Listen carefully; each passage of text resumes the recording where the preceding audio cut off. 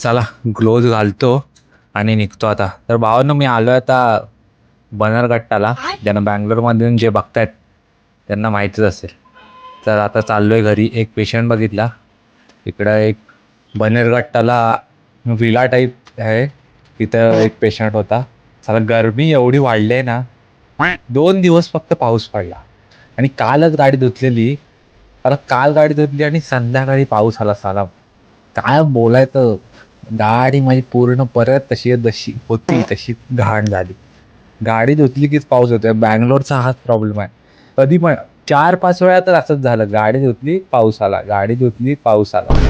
आणि हे वेदर आहे ना इथलं, हे भरपूर मस्त आहे या बनेरघट्टात. इथं म्हणतात की 2 डिग्री कमी असतं, कारण इकडं झाडे भरपूर आहेत. झाडं असल्यामुळे इथं 2 डिग्री तापमान कमीच असतं सिटीपेक्षा. हे आय थिंक माझ्या घरापासून हे 15-16 किलोमीटर आहे लांब. तर आलेलो. आज रविवार आहे. रविवारचं पण काम करायला लागते. मेडिकल फील्ड एवढी घाणेरडी आहे ना, की इथं रविवार आणि सुट्टी हे तुम्ही सोडूनच द्या, जर तुम्हाला मेडिकल फील्डमध्ये उतरायचं असेल तर.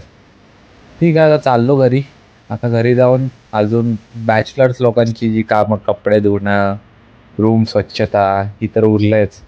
आता घरी जाऊ आणि मग विषय करून टाकू. चला, गच्चीत गुल, बाय बाय.